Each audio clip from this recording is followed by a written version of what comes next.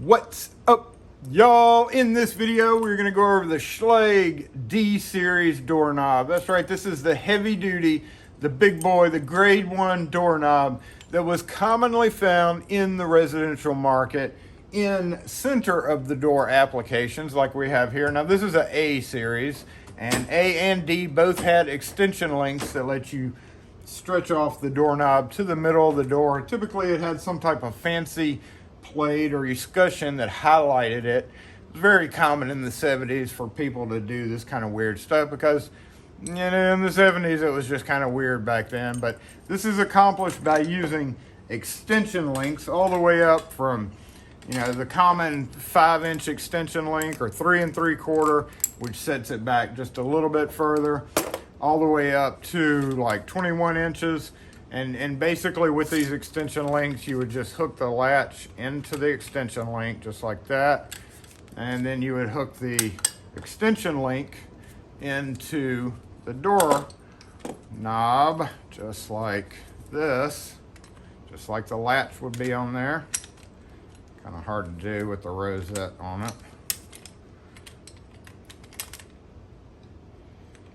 Just like that.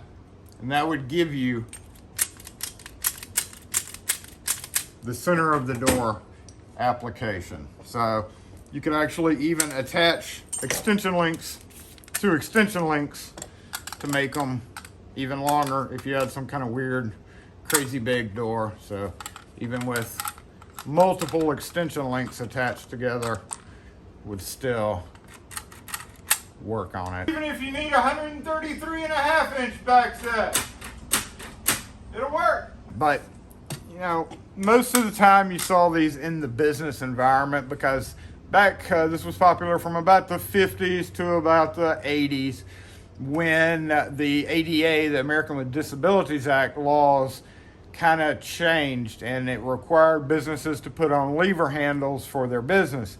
Well, the problem with that was a lot of these businesses had just purchased a ton of, you know, if you have multiple doors on a facility, and they had just bought all these grade 1 doorknobs. So Schlage answered that problem by coming up with these lever handle modifications for doorknobs. Now, they were made of plastic, so, you know, as far as longevity and how well they hold up, I'm sure that they were broken quite a bit because in the business environment, they're a little bit rougher than on the residential market. However, this did satisfy the ADA laws that were put into effect for long enough basically for them to, it was much cheaper instead of having to replace this expensive doorknob to put on this plastic handle. Even if it broke multiple times, I'm sure they just switched out the plastic lever part until they were able to go ahead and say, all right, let's go ahead and put on lever handles, which is just the common thing nowadays. Doing something like this would be really weird. But again, this was made in the residential market. The D series were heavily used in center of the door applications. They all, if they haven't been serviced in a long time, which is very common for front doors, because on houses like that, a lot of times front doors really aren't used coming in. So one of the big problems with those, as you can see with this one, is when you would turn the knob, it wouldn't spring back and you think, oh, it's broken. Just replace it. Just get rid of it. You can't just get rid of this. You know, there's only one brand, and that's Schlage, that had these extension links. So as long as the extension links themselves were okay, really what you need to do is take the doorknob off the door and totally refurbish it, which means stripping it down to get rid of the problem of it doing this. And they, just like the A series, were made to come apart. They actually come apart just a bit easier, but if you don't have a key for them, getting to the cylinder is a little bit more difficult because the retainer kind of blocks the view. So we're going to get it all up on the bench, take one apart, show you that. I'm probably going to fast forward through that part because in the last A series there was a lot of time where you couldn't see what I was doing, but you get the theory of it. And I'm just going to show you that. We're going to take it apart and make keys for it just like we have everything else and put it back on the door so that you know how to work on D series locks. Now, one of the big differences in the A series latches and the D series latches, which were not compatible with each other, was the faceplate on the D series was wider to fit into the commercial door prep. So I did have to mortise this out. I'm pointing this out now so that in the future, if you see the latch of a residential lock in here and you see how, quote, crappy I did a job of mortising out, that is because we had to mortise it out for this latch. To take these off the door, you don't really need a Phillips screwdriver except for the latches. They came with these spanner wrenches. This is the Schlage doodad spanner wrench that's used to remove and install this lock. It's pretty easy to do if you had it. If you didn't have one of these, which I highly recommend you pick one of these up, because even if you don't see Schlage D Series a lot, then this actually would work on several other brands of locks that install like this. So basically it had the poker part of it, so we would come in and you would poke. It had retainer holes on each side. Again, it's only on one side, but there were holes on each side. So once you figure out which one it is, you just push it in, pull your knob off. This is the crown style, by the way. It's a long discontinued version of it. Now, if you look around the outside, on the inside of this, there is a hole, and it's right here. I can feel it with my finger, and you would take this little hook and put it in the hole, and this is your leverage. If you don't have one of these, a lot of people will grab a pair of pliers, but please don't do that if you can help it, because it will damage your rosette here. So I'm just going to hook this in to that. Just hook it in the hole and unscrew it. Now, if it hadn't been off the door in a while, it can be a little tough. You can see the hole right there. Just hook it in and then turn. Now, you still have to be careful with this guy, because if it's too close, it might scratch up your other rosette there. So there's also a plastic friction ring, is what I call it, that makes this stay tight. So typically you would have to keep on doing this until you got past the friction ring, where then you could just unscrew it with your hand. So we're going to keep going until I feel it get a little loose right there, and then unscrew it the rest of the way. Now, see, the A series had screws, this one doesn't. There's that plastic friction ring. Then you just pull it off the door, just like any other lock. So as you can see, there were several different styles and shapes, including some oddballs that were specific to only the D series, like this big guy right here. Unfortunately, I'm missing the interior rosette for it. But the common ones, they all share the same name. So if it's an A series Plymouth, which is this smush ball with the smooth front, that's Plymouth right there, just in the D series. So frequently you would have crown with an A series, had a crown as well. But the most common one that you're going to see is just the Plymouth standard design.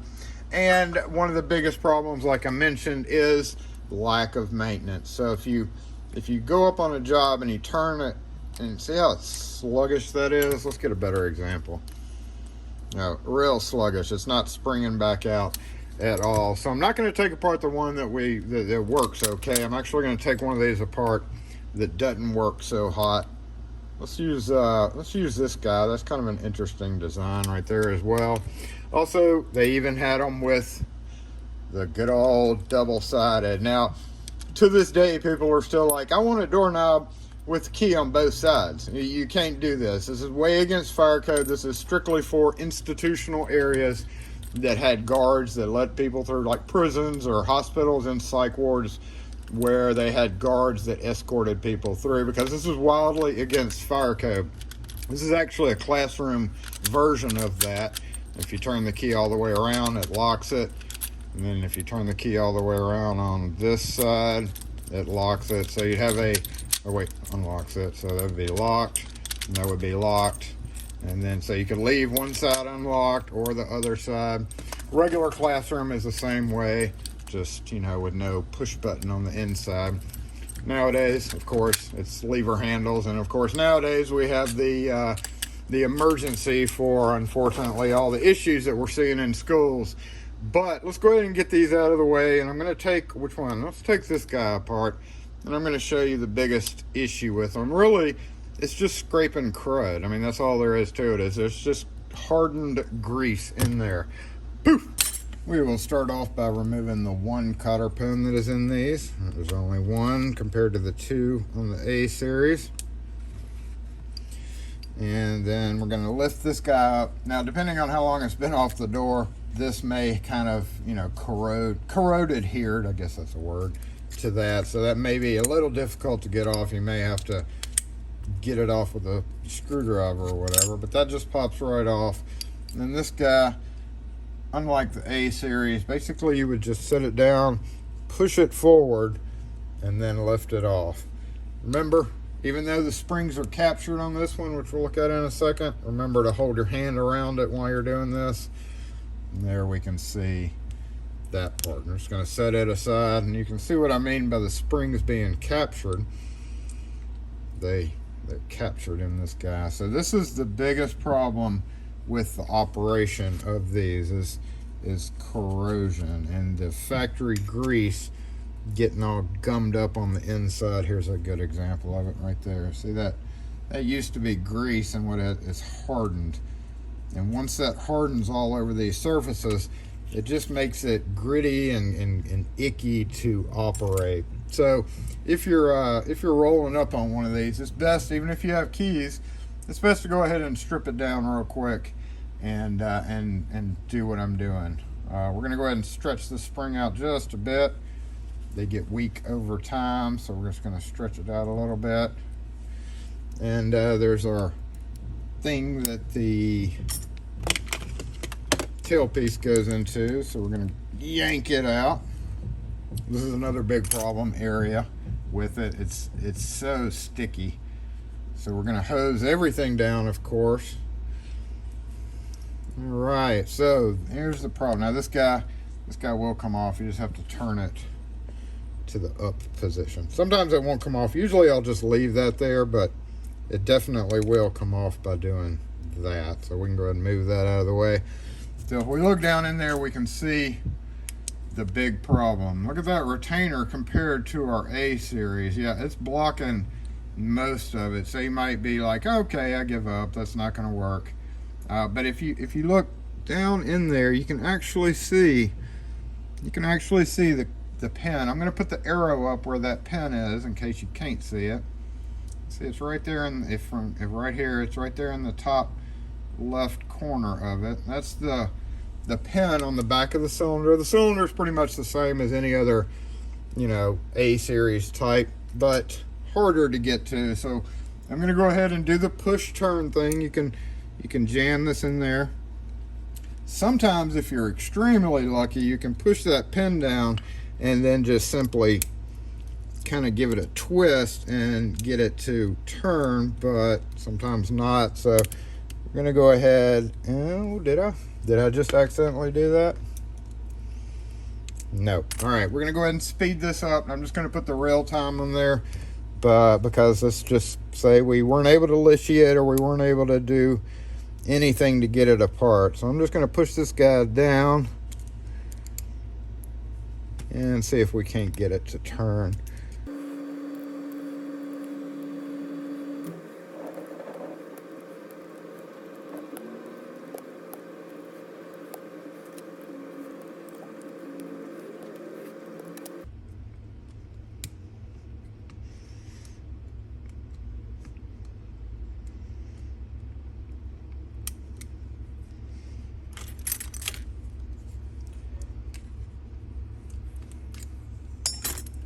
Hey, look at that. We got pretty lucky with it.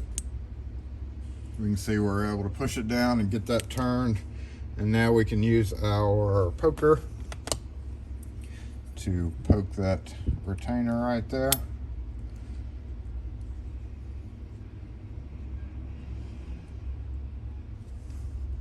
And pull the knob off. Okay, this frequently happens. The cylinder actually likes staying adhered in there on some of these. And that's, again, because it hadn't come off the door in a while, so you do have to go ahead and use a little bit of pressure to get that cylinder out. So again, just in case you didn't see the A series video, what I was doing there. So I was coming in behind, and I was pushing this down, and then kind of turning it. So if you push it down enough, it'll catch. There we go. That's kind of what I did, but this was really hard to see. So now all we have to do is take it apart, shim it, make a key for it, and lubricate the heck out of it. Once again, with the commercial scene, there are a lot of knobs and levers that you will benefit from learning how to do this, because for the most part, they're all kind of made similar. They're all kind of made the same way, where if you can take it apart and you can get to the back, either once you remove the stabilizer, this is what's holding that tailpiece in right there, and when you turn it, it turns this. So if you can get to the back of a lot of them, you can often either force the retainer, not force it, brake force it, but you can force it to the point to get it, the knob or the lever, to come off. At this point, it's a good idea to lubricate. You're gonna need your lubricant for this thing. For sure. For sure. Shim shimmaroo. Okay, there's 5. All right, there's 4. We're on 4 right there. Yep. Okay. 3. I hear it clicking. I feel the separation. Right now we're on 2. Okay, we just passed 2, and then pull it back enough just to wiggle it a few times, and you should be able to get the 1. Typically, you don't even need to shim the 1. We do need a plug follower, don't we, Jason? All right. Also, we had a question about being able to tell the backs of the cylinders. One thing you can do, like I said, is be consistent. What I did in that A series, I used one of my custom followers where it was the same. That was my mistake, because you can't tell which end. But normally when I'm doing these, I will always use this end, or I'll always use this end. If I'm doing a bunch of Schlages, I'll always use that end. That way when I follow it through, I know that this is the front of the cylinder. You could also just mark it like that. That way you know which end is the back of it. So we have some nice nickel silver pins in here. Let's get a key. We need a key. We need a key. What is this? Ooh, that is a crappy bitting, isn't it? All right. Oh, that's a SC9. What are you doing in there? Okay, we're just going to use this. 73978. Oh, look at that. That was pretty dang close already. So, dump 7 is 270. And here is one of those cases sometimes where it's a good idea, as I mentioned, to use the neck size down. You see, original Schlage plug. Okay, this one's working okay. Sometimes they would stick up a little high. So instead of using the regular Schlage, you'd knock it down to the next lower depth, especially when you have 9s in play. But let's see how it works. 7, 9 was 300, 7's 270, and then 8 is 285. Yeah, I'm sticking up a little bit. Let's see how tight it is. Yeah, see, it's got a little gritty. And once we get into the bald one, you can see it actually scraping on there. Once you get into the bald one section, you definitely need to know not to go by the next step down. So in this case, let's go ahead and go next step down. 267, what was that on? 3 is 207. 300 turns into 297. 7 is 267. And then the last one was 8, which is going to be 282 in this case. There we go. That seems to usually work a little bit better, especially, again, once we get into the bald one versions of these locks. So, got it done. Okay, yeah, yes. Check your top pins. Let's go ahead and check the top. I don't want to get the, you're supposed to be doing this, Jason. As you know, okay, fine. Especially on old ones, you want to make sure, because these springs can get weak, or there can be other issues. So when you're totally refurbishing this, guys, go ahead and spend a little bit extra time to check the springs, make sure they are okay, make sure there aren't some weird master pins in there. These seem okay, so I'm not going to switch them out, but by all means, if you want to switch them out, then go right ahead. All right, so that works. Let's go ahead and put our spring and our pin back in. These use, looks like single-sided pins, so make sure your correct side is up. And here we go with the retainer. Let's put this on correctly. just like that. And we'll use our good old ice pick, our stabby tool, called the stabby tool. Now, at this point, you may want to spend a little bit of time, you're going to have to, with these guys, lubricating, scraping. In this case, you're probably going to need to scrape some of this off. Yep, just like that. Now, this all will come apart, so let's go ahead and push this down.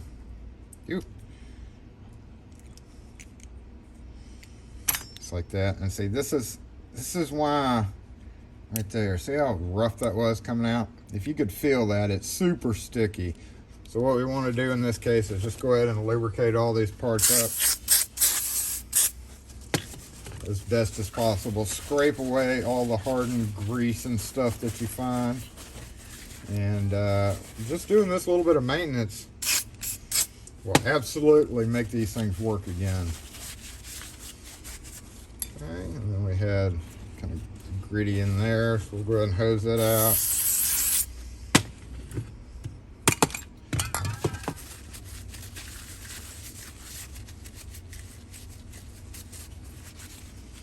Sometimes you may even need to get a wire brush involved on some of the surfaces if they're in real bad shape. I think we're going to be good though with just spraying this guy. I have done a number of them where you did have to get a wire brush involved. So let's get this back on. Yeah, it works much better. We do see a little buildup right there. So I'm just going to give that a scrape real quick. All right, and then the outside part of it, we need to get this guy off, don't we? Yep. Let's pull this retainer down out of the way, and then we'll push this guy through as well. Definitely, see, this is the main problem. See, it's not turning freely at all. You could accomplish this, yeah, by just hosing it down without taking it apart, but I highly suggest you go ahead and use this opportunity while you're doing it. You can charge quite a bit to do all this if you wish, because basically, again, there's no other real choice for this. We have to get this thing working again. You were called out as a locksmith to repair and get this guy working. Don't throw up your hands just because you think it's messed up, because these things are built like tanks, designed to last pretty much forever with just a little bit of TLC and lubricant. And you will see when we get it back together what a miraculous transformation we have. Okay, let me finger the hole here.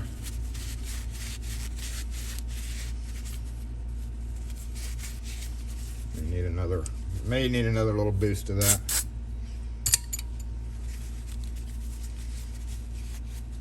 Okay, yeah, right there on the sides we can see a little grease build up. Get all that off, because this is definitely one area that is a slidey area, and if it doesn't slidey, it's not gonna operate correctly. Too many E's. And then this guy, of course. Whew, that's in rough shape. Here I would probably go ahead and wire brush it. Yeah, let's go ahead and wire brush this part. And we already did that. Okay. This guy we didn't do yet.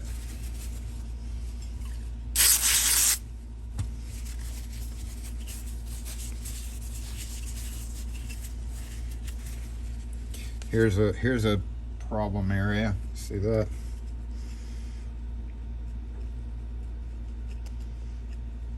See that hardened grease from the 60s.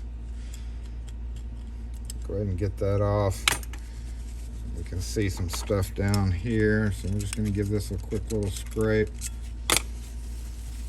And let's run over here and do a quick brush off of this guy.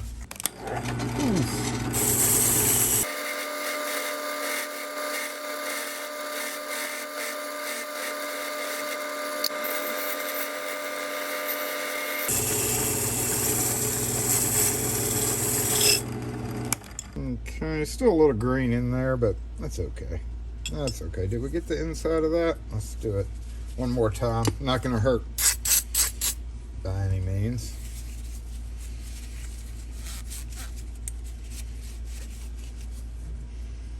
And let's push this guy back in.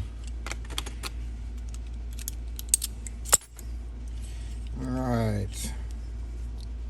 Now, this was kind of turned that way. It lines up all those notches, and then we're going to drop this in there.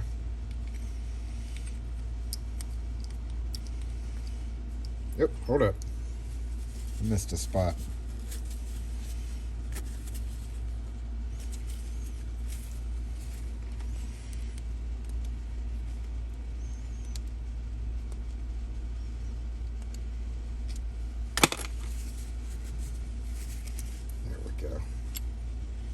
Alright, so this goes there, that, just like that, and that should press down. If it doesn't, come in on the other side with a screwdriver that's wide enough to do it. Alright, and then turn it, there we go. Make sure it goes down just like that. And now we got to put this guy back on. It went here. And then turn, snap into position. Grab our springs, put them in here. Make sure that's down before you do this.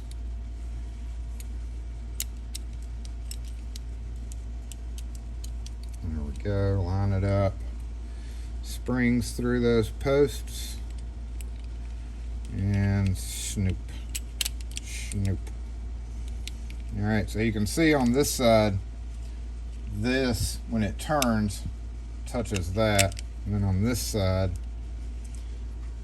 the inside thing turns and touches that. So also make sure your cutout is on the open side, and make sure your post goes down in that hole. Otherwise, nothing will work right, right? Okay, we're going to hold that down, push in, turn this to the right position, right there, and push to the right direction. All right, give that a try. Look at that, working 1000% better already. Give this a little wipe out.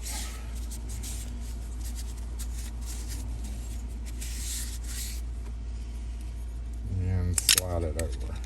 Put our cotter pin back on. Okay, it's got to go over this. I'm gonna have to squeeze that together. Cotter pin back in the one hole. Short side towards that, because otherwise it won't go in easily. So, okay, boop, boop. All right, just like that, and then give it a little bend out just like that. We'll hold it on. This guy could be brushed off, so if you want to brush that off, you can. I'm just going to spray it down. Probably be a good idea too, just to get rid of that surface rust, but for this video we're not, so brushed it off. And then yeah, this was pretty corroded too, so let's go ahead and finish it off with a hose out in the knob area, which will make it, if nothing else, will make it easier to put on for sure. So these did have a little bit shorter tailpiece than the A series. That was a common thing. All right, and then had a notch right there, so that notch goes in the notch, just like this. Boom, just like that. And depending on which way, even if you put it on the door the wrong way, you can put it on just like the A series, either which way. So we're just going to do it this way. All right, and then turn and push in your retainer. Boom, till it clicks. And look at that. We have, this is common. A lot of the earlier gens, you had to push and turn. That was the only way to lock it. They then came along and made it so it would click and stay down in the later versions. So that's not a defect. That's just how they were. And I'll tell you what, these people nowadays are like, oh my God, I can't believe that. But when that's in the case with these, you literally, it was in a storeroom function, so you did have to turn the key to get in and then do that. How to adjust this for a thinner door? Remember on the other one you screwed it in? Basically, yeah, you screw it in. Again, if it hadn't been lubricated and try to do this, it's probably going to be pretty tough to do. But there we go. You just screw it in for a thin door, would go all the way in. It actually tells you, I believe, here on this, it does have little marks. They're kind of hard to see, but you see right there, 1 3/8. So that's how you would adjust for your door thickness. All right, we're not going to put this one back on because I don't have the other parts, so we're going to put that other one back on just to show you. Other one. All right. As with the A series, you want to make sure that the teeth of the latch grab it. Of course, while it's off the door, I'm not going to do it. This is a brand new latch. But if the lock was in that bad of a shape, the latch probably needs some lube too. Definitely take it off the door, hose it down, try to clean it up as best you can. But basically, just like with the A series, you want to come in here, make sure those ears go into the right area. Make sure your back set is adjusted, which we do have it adjusted for this one. So slip it in,